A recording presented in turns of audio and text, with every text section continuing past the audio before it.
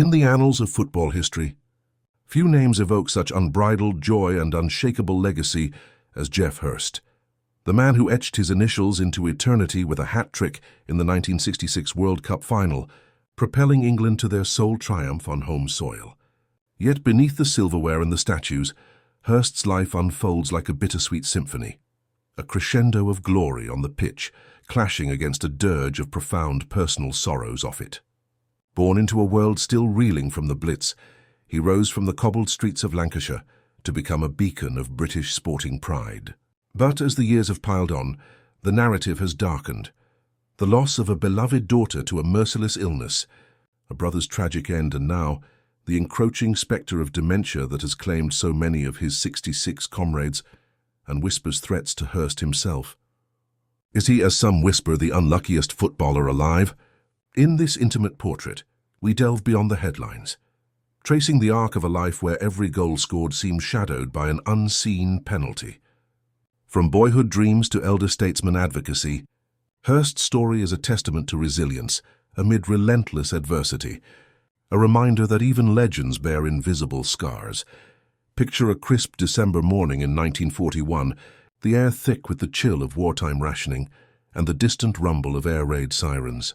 In the modest mill town of Ashton-under-Lyne, Lancashire, Geoffrey Charles Hurst entered the world on December 8th, the second child of Charlie and Elsie Hurst. Charlie, a bricklayer by trade and a semi-professional footballer with stints at Rochdale and Oldham Athletic before the war clipped his wings, was the family's unspoken compass. Football wasn't just a game in the Hurst household, it was the lifeblood, the escape from the drudgery of factory shifts and blackout curtains. Young Geoff, affectionately called S. Geoff by locals in a nod to his unassuming demeanour, absorbed it all like a sponge. By age 5, he was already mimicking his father's volleys in the back alley, the leather ball thudding against brick walls until dusk claimed the light. "Dad never pushed me," Hurst later reflected in his memoir 1966 and All That, co-authored with Michael Hart. "But he showed me the beauty in the basics: trap it, turn, strike." That ethos would define him. No frills, just ferocious efficiency. Ashton's football-mad culture, home to the now-defunct Hurst FC, named in ironic tribute to the family's ubiquity on the local scene, fueled Geoff's fire. Schoolyard scraps doubled as training sessions, where he'd outfox bigger lads with a sleight of foot that belied his stocky frame. But mischief lurked too. At 13, a teenage Hurst earned a $2 fine from irate neighbours for relentlessly punting balls over their fences, denting sheds and sparking garden wars. "I was a pest," he chuckled in a 2021 Guardian interview, his eyes twinkling with the impish glee of youth recaptured. Yet beneath the boyish antics burned a feverish ambition. Cricket tempted briefly. He trialled with Lancashire's youth setup, dreaming of Test whites. But football's siren call proved irresistible. In 1957, at just 15, Hurst signed apprentice forms with West Ham United, the Irons of Upton Park, after a scout spotted his predatory instincts in a rain-soaked local derby. Leaving home for the East End's fog-shrouded docks felt like exile. But it was the forge that tempered him. West Ham's youth ranks were a brutal apprenticeship, dawn runs along the Thames, endless drills under the floodlights, and a culture of no excuses drilled in by manager Ted Fenton. Hurst's early senior outings were forgettable. A string of midfield cameos in the 1960-61 season yielded 0 goals, leaving him contemplating a return to cricket or even the family bricklaying business. "I was raw, all energy and no end product," he admitted. Despair peaked in 1961 when, after a lackluster reserve match, he confided in his father, "Maybe this isn't for me." But fate, ever the cheeky fullback, intervened with the arrival of Ron Greenwood in April 1961. Greenwood, a tactician schooled in the continental total football ethos, revolutionized the club. Out went the boot room brawls and emphasis on brute physicality.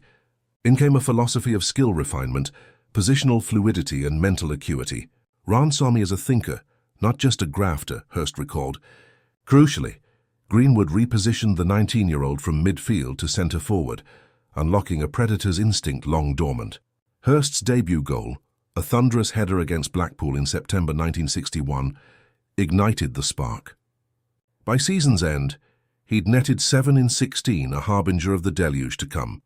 The 1963-64 campaign marked West Ham's renaissance, and Hurst was its beating heart. The league form was middling, a 14th place finish amid defensive wobbles, but the FA Cup run was poetry in motion. Hurst, now a lanky 22-year-old with a mop of dark hair and a sniper's eye, terrorised defences. A 3-0 home rout of Charlton Athletic opened the floodgates, with Hurst's opener a clinical finish from Bobby Moore's pinpoint cross. Leyton Orient fell next, 3-0 after a replay, Hurst bagging a brace with predatory glee. Greenwood's loyalty shone. The same Damaith, Hurst, Moore, Peters and the indomitable Billy Bonds marched through 7 ties unscathed. Swindon Town crumbled 3-1 in the semis, Hurst's volley a masterclass in timing. The final at Wembley, May 2, 1964, pitted the Hammers against Preston North End in a clash of underdogs. Hurst's 69th minute strike, a low drive through a crowded box, sealed a 3-1 victory, his first major medal glinting under the Twin Towers. "That cup run taught me glory's fragile," he'd say. "One slip and it's gone."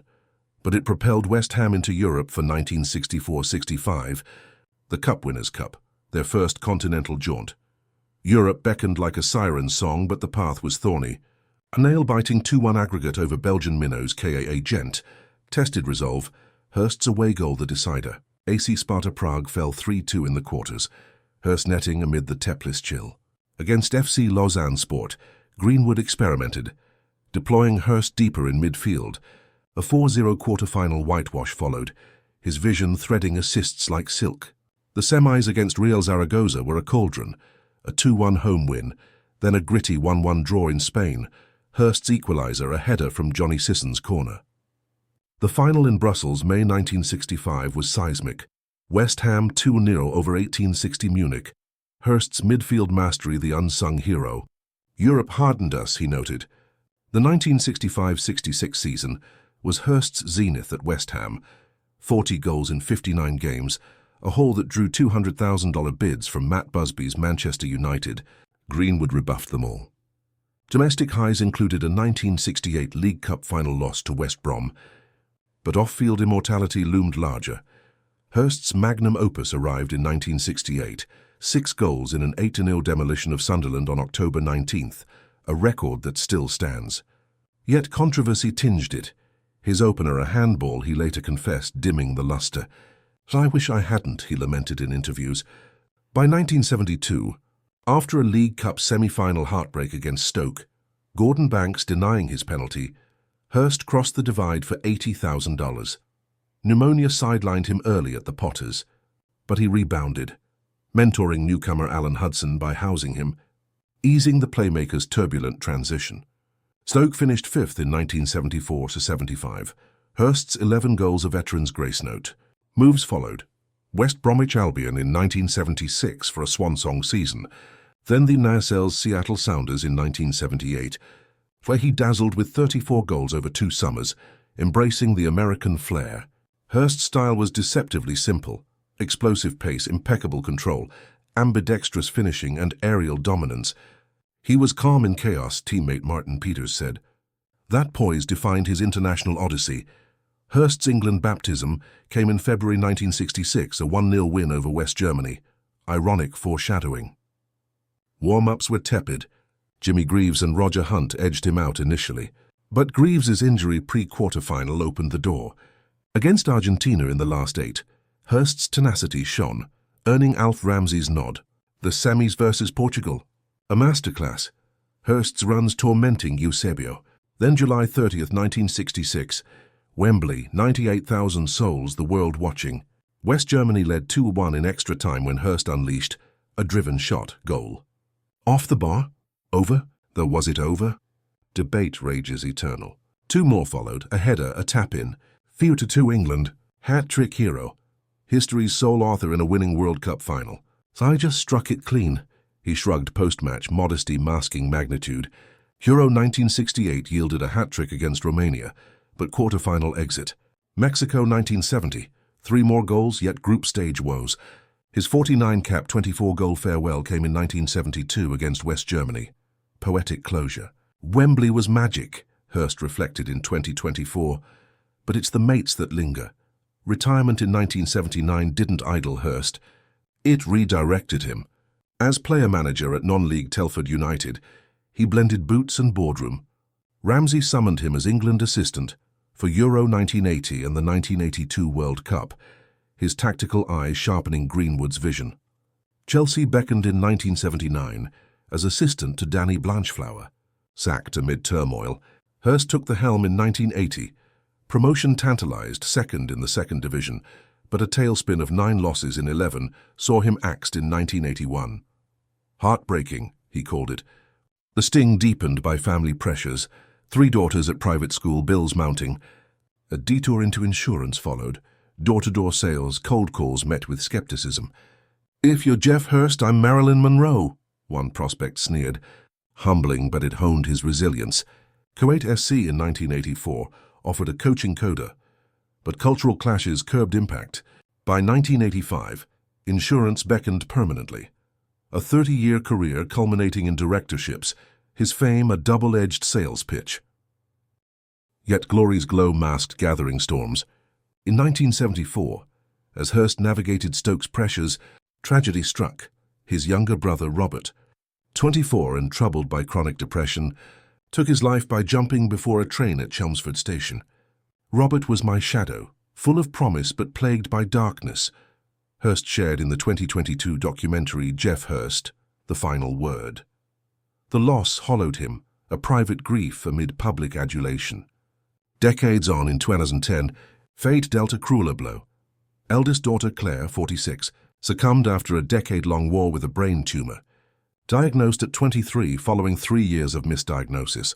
Pregnant at diagnosis, Claire's battle was stoic. Her final days in a Sue Ryder hospice, comforted by nurses, granted Hurst precious time. "Outliving your child. It's unnatural," he told The Guardian in 2021, voice cracking. Wife Judith, married since 1964 after a youth club whirlwind, became his anchor. Daughters Joanne and Charlotte, his enduring light. The cruelest twist. The pitcher's ghosts returning. Dementia, that insidious thief, has ravaged the 66 squad. Ray Wilson, 2018 Alzheimer's. Martin Peters, 2019. Nobby Stiles, 2020 mixed dementia. Jack Charlton, 2020. Roger Hunt, 2021. And Bobby Charlton, 2023. 6 of 11 starters felled or afflicted.